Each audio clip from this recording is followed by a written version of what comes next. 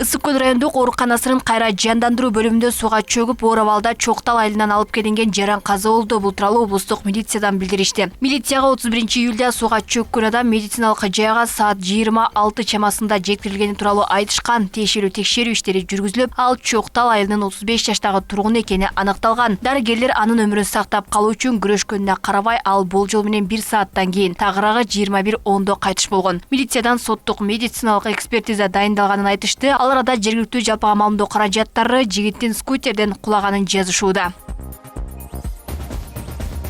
Филиппинде африкалык банги топ менен байланышы бар деп Кыргызстандык аял кармалды. Бул тууралуу аталган өлкөнүн иммиграция бюросунун сайтына кабарланган. Маалыматка ылайык, шектүүнүн өлкөдө жүрүүгө алган уруксатынын мөөнөтү өтүп кеткен. Ал депортацияланганга чейин Тагек шаарындагы Багонг Дива лагеринде кармалып турары белгиленди. 29 жаштагы жаран 20-июнда кармалган батыш африкалык банги топко байланышы бар деген шек менен 23-июлда Макати шаарында кармалган деп айтылат маалыматта. Белгиленгендей, аталган жаранга 2023-жылы Филиппинден күч менен чыгаруу жана аны кара тизмеге киргизүү чечими кабыл алынган. Бирок кыргызстандык 2018-жылы 4-октябрда өлкөгө кирген боюнча чыкпай койгон. Визаны мыйзамдуу жол менен узартуу үчүн да кайрылган эмес.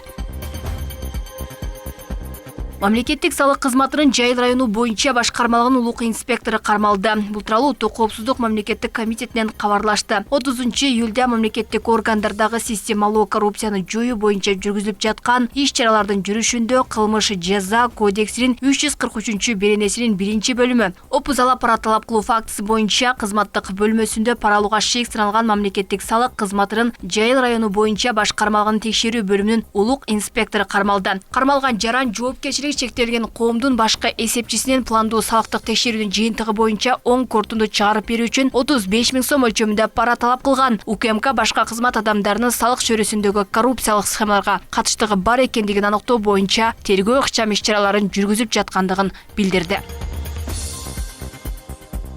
Борбор калаада бордюрду талкалап көк майсаңды тебелеп кеткен айдоочуга айып салынды. Бул тууралуу жол кыймылынын коопсуздугун камсыздоо башкы башкармалыгынан билдиришти. Буга чейин оңдолуп жаткан Жибек жолу көчөсүндө авто тыгында турган жол тандабас бордюрду тебелеп кеткен видео социалдык тармактарга тараган. Жол кыймылынын коопсуздугун камсыздоо башкы башкармалыгы эрежени одоно бузган адамга 15 000 сом айып салып, Toyota Land Cruiser үлгүсүндөгү автоунаасын айып куроого киргизди. Ошондой эле айдоочу милицияга жеткирилген. Эми ал талкаланган бордюрду оңдоп бериши керек.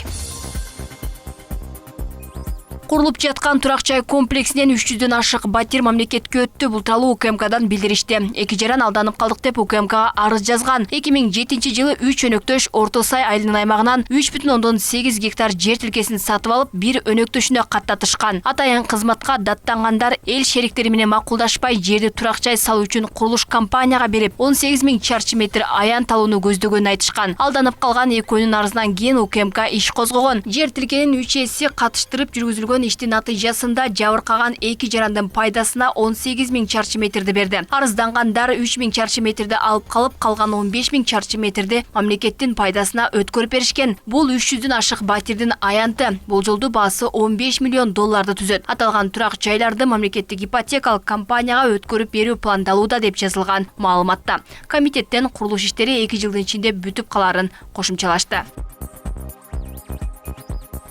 Транспорт каражаттарын милдеттүү техникалык кароодон өткөрүү өнөктүгүн кайтаруу сунушталды. Тиешелүү токтомду экономика жана коммерция министрлиги демилгелеп, коомдук талкууга чыгарды. Учурда жүргүнчү жана жүк ташыган унаалар, тез жардам, өрт өчүргүч сыяктуу бир катар транспорттор мезгил менен милдеттүү түрдө техникалык кароодон өтөт. Калгандары бул талапты ыктыярдуу түрдө аткара алат деп жазылган негиздемеде. Маалыматка ылайык өлкөдө 1,5 миллиондон ашык унаа катталып, алардын ичинен 3 жылдан аз пайдалангандарына бул процедура талап кылынбайт. Мындан тышкары 300 000ден ашык автокөлүк катталганы менен бузулганына байланыштуу колдонулбайт. Натыйжада 1,2 миллиондой автоунааны милдеттүү техникалык кароодон өткөрүүгө туура келет. Техникалык кароону 3 жылдан 7 жыл пайдаланган автоунаалар 2 жылда бир, андан ашык колдонулгандар жыл сайын жүргүзүшү керек. Бул өнөктүктү 2027-жылга чейин этап менен киргизүү сунушталууда. Мындай чара Бишкек жана Оштогу экологиялык абалды, өлкөдөгү жол коопсуздугун жакшыртууга өбөлгө түзөт. Техникалык кароо 2012-жылы алынгандан кийин текшерүүдөн милдеттүү өтө турган автоунаалардын тизмеси бекитилген. Акыркы мезгилдери бул эрежеге кайтып келүү маселеси байма-бай көтөрүлө баштаган. Алсак 2020-2024 жылдарда автомобиль транспортун өнүктүрүүнүн концепциясында да техникалык кароону милдеттүү түрдө кайра киргизүү ниети жазылган.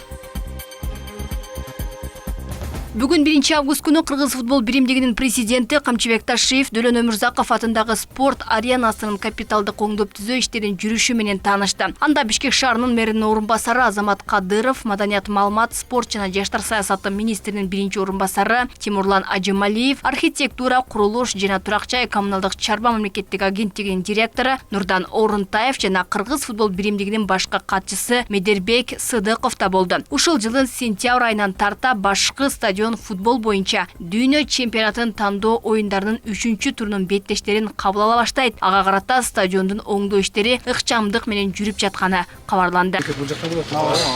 Ошо сетиран турникетти бир башкача бир ойлоп табышат керек. Себебин көрдөсөң, элдер келгенде баардыгы эми болуп калып атат, затор болуп калып атат, элдер кире албай калып атат, текшерүүнүн жолдорун жаңы технологиялар менен ойлоп тапсаңар, биздики мына болгону бул жерде 15 000 адам кирет, туурабы? 15 000, 18 000 адам. 100 000 адам кирген стадиондордо спокойно кирип, спокойно жок болуп кетет. Ушуну ойлоп таптым. Макулбу? Ош шаарынын 77 жаштагы тургуну Мамыт Таштанов дүйнөлүк көчмөндөр оюна катышуу үчүн велосипед менен Астанага чыкты. Бул тууралуу Ош шаардык мэриясынан билдиришти. Маалыматка ылайык аны узатуу аземине Ош облусунун жана шаарынын бийлик өкүлдөрү катышып, мэрия тарабынан акчалай жардам көрсөтүлгөн. Мамыт Таштанов жалпы 2016 чакырым жолду түрк тилдүү элдердин достугун бекемдөө максатында басып өтөт. Ал 2022 жылы Туркиянын Изник шаарында өткөн 4-чү дүйнөлүк көчмөндөр оюндарына да велосипед менен деп айтылат маалыматта. Белгилей кетсек, быйыл 5-чи дүйнөлүк көчмөндөр оюндары 8 сентябрдан 13 сентябрга чейин Казакстандын Астана шаарында өтөт. Мелдештерге 85 өлкөдөн 21 спорттун түрү боюнча 2000ден ашык спортчу катышары болжолдонууда.